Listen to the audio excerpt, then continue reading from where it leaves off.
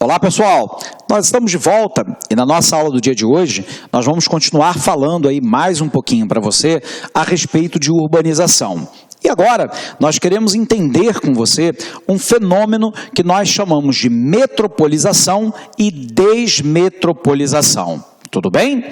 Bom, a gente aprendeu em aula passada que metropolização acontece quando eu tenho uma cidade principal, normalmente uma metrópole, que, portanto, se apresenta com uma forte importância política, econômica, sociocultural e uma diversidade na oferta de bens e serviços significativa, que é circundada por uma série de cidades de menor importância nos critérios estabelecidos e também de menor diversidade na oferta de bens e serviços, que atuam como cidades satélites dentro desse processo. Bom, esse processo, de metropolização, é preciso que a gente entenda quais são as suas causas e quais são as suas consequências. Então, vamos lá para o nosso quadro para a gente poder falar um pouquinho a respeito disso, ok? Então, nós vamos falar agora a respeito de metropolização. Metropolização é o processo de formação de metrópoles. Então, processo de formação de metrópoles.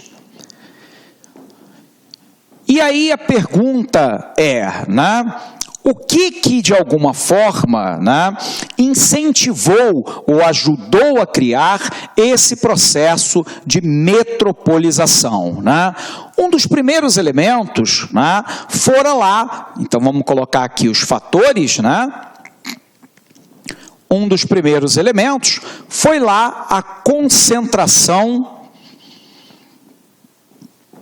de atividades econômicas urbanas. Dentre elas, se destacam, obviamente, as indústrias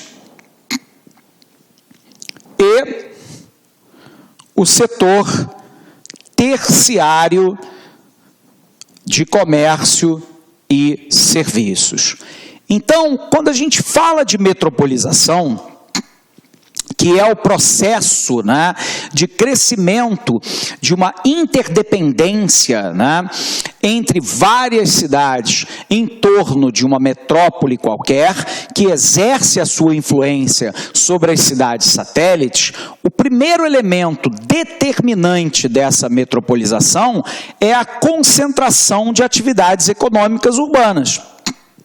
Então, à medida que eu mudo a minha matriz econômica do setor primário para o setor secundário e passando por este ou não para o setor terciário, comércio e serviços, sabendo que ambos, o setor secundário, indústria e construção civil, bem como o setor terciário, são atividades urbanas, à medida em que eu concentro isso, nas metrópoles, tudo bem? Eu acabo, de alguma forma, criando cidades do entorno que são interdependentes entre si e subordinadas a uma metrópole dita central. Então, a concentração de atividades econômicas urbanas, como indústrias e o setor terciário, em torno de uma cidade principal, que é a cidade metropolitana ou a metrópole, faz criar no entorno dela um fluxo de pessoas, de capital financeiro, de bens e serviços, de cultura, criando uma relação de dependência com outras cidades menores, classificando-se então por uma metropolização. Por um outro lado, a gente vai observar o seguinte, vamos apagar aqui. Quais são os outros fatores determinantes dessa metropolização? É que a metrópole concentra, via de regra, emprego, renda, acesso à cultura / educação, concentra na melhor infraestrutura básica e produtiva,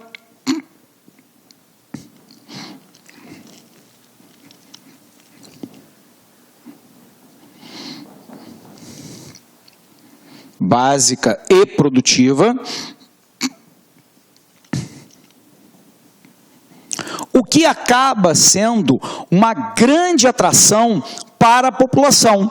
Então, observe, né? Se em torno dos centros metropolitanos eu encontro, por exemplo, emprego, eu encontro renda, o acesso, né, à cultura e à educação, se eu encontro uma melhor infraestrutura básica e produtiva, naturalmente ocorre a concentração, né, tanto de empresas quanto de pessoas dentro dessa zona metropolitana. E isso provoca um fluxo intenso, mediado pela comunicação e pelos transportes, né, de pessoas, de bens, serviços, cultura, informações e por aí vai. Esse processo, né, de metropolização se fez acompanhar também porque a metrópole, sobretudo em países em desenvolvimento como o Brasil, foram aquelas que receberam vantagens locacionais primeiro. Então vamos colocar essas vantagens aqui. As metrópoles concentraram historicamente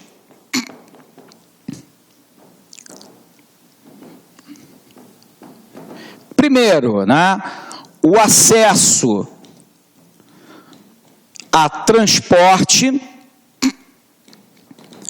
por um outro lado, o acesso à comunicação, à eletrificação,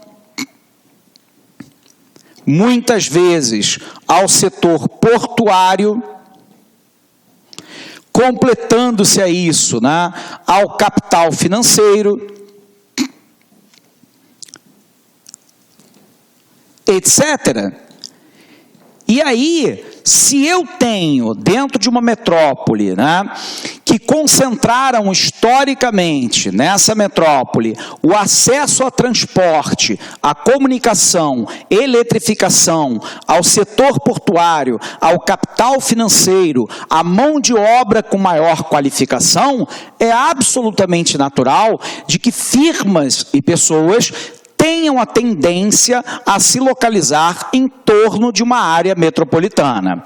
No entanto, nós acabamos de dizer para você que nós temos um fenômeno de metropolização que marca países em desenvolvimento como o Brasil, né, fundamentalmente de 1930, início do nosso processo de industrialização e urbanização, até a década de 1980, a partir do qual, e esse fenômeno vem crescendo no momento atual, um processo de desmetropolização. Então vamos lá tentar entender essa desmetropolização, que é um processo contínuo, né, de desconcentração espacial de bens e serviços do setor produtivo e de pessoas em direção a cidades pequenas e médias do interior. Então, nós vamos lá para um processo de desmetropolização. O Brasil passa por esse processo. A desmetropolização, ela conta com fatores de atração e com fatores de repulsão. Então, primeiro é o fator de atração das cidades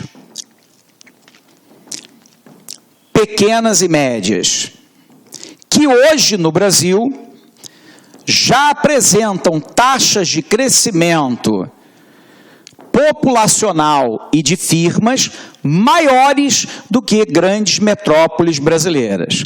Então, quais são os fatores de atração dessas cidades? Primeiro, né, eu tenho um baixo custo de vida.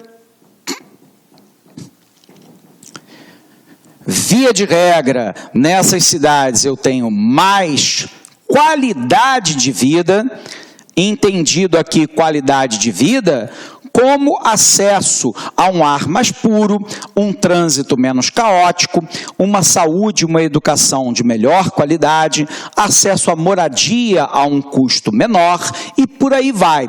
Então eu tenho um baixo custo de vida se comparado à metrópole, eu tenho mais qualidade de vida relacionada, né, ao acesso à moradia, ao meio ambiente, a um ar mais puro, saúde, educação, indicadores de violência menores, e por aí vai. Nós temos ainda um processo de desconcentração espacial relativa das atividades econômicas. O nome é pomposo, a explicação é simples. Historicamente, as atividades econômicas se concentraram nas grandes metrópoles. Em virtude do quê? Né? Do acesso ao mercado de crédito, acesso a linhas de financiamento, eletrificação, transporte, concentração de mão de obra mais qualificada, mercado consumidor, acesso ao setor ferroviário, rodoviário e portuário, bem como aeroportuário, e por aí vai. Só que agora nós estamos observando que o setor produtivo de baixa tecnologia, e o que é que nós estamos entendendo por setor de baixa tecnologia? Aquele vinculado à primeira e à segunda revolução industrial. Portanto, né, calçado, tecido, couro, roupa, eletroeletrônico, metal mecânico, automobilístico, química, né, e por aí vai, esse tipo de atividade econômica está saindo dos grandes centros em direção a cidades pequenas e médias no interior. É o caso da Ford, que foi para Camaçari, na Bahia, é o caso da Hyundai, que foi para Catalão, em Goiás, é o caso da Peugeot, Renault, Citroën, que foi para Resende, no interior do estado do Rio de Janeiro. O que essas empresas estão buscando? Elas estão buscando algo que nós chamamos de vantagens locacionais. Uma mão de obra mais barata, sindicatos mais fracos, por um outro lado, terrenos a preços mais baixos, boa infraestrutura, proximidade com o centro, né, de exportação ou escoamento de mercadoria, e por aí vai. Se parte do setor industrial ou das atividades econômicas está se desconcentrando, o emprego agora não é alcançado somente na metrópole ou na região metropolitana. Ele também pode ser obtido em cidades pequenas e médias. E aí, naturalmente, parte da população vai para lá. Então, o primeiro elemento, baixo custo de vida, mais qualidade de vida, desconcentração espacial relativa das atividades econômicas, são os principais elementos, tudo bem, de cidades pequenas e médias, caracterizando um processo de desmetropolização. Mas eu tenho ainda o fator de repulsão das grandes cidades. Então vamos colocá-la aqui.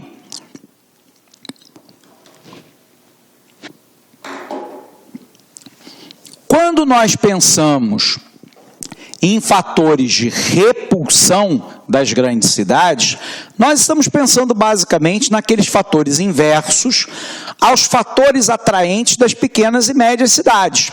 Então vamos lá. A desmetropolização é caracterizada, né, por uma repulsão aos grandes centros urbanos.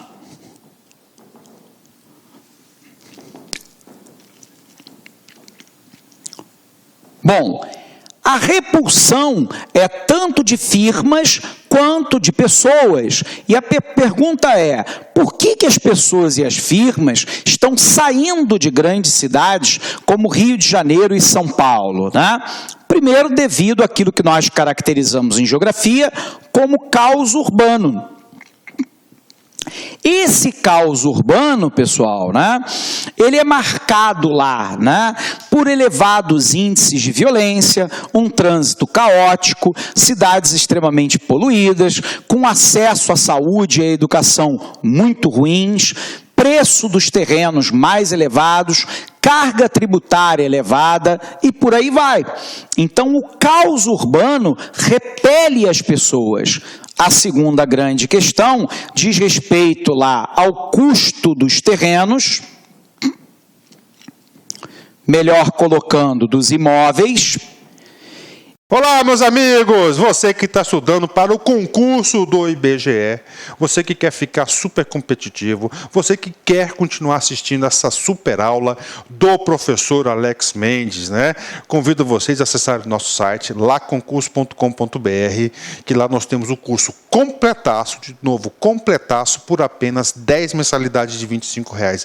Exatamente 10 mensalidades de R$ 25,00, você tem um curso completaço, super competitivo, com professores top de linha no site. Então, convido vocês aí a acessarem o nosso site, laconcurso.com.br, e fazer sua matrícula. Você pode se matricular sem medo de ser feliz, porque eu tenho absoluta certeza que você não vai se arrepender. Você sabe por quê?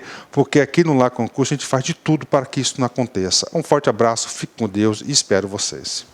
Clique lá.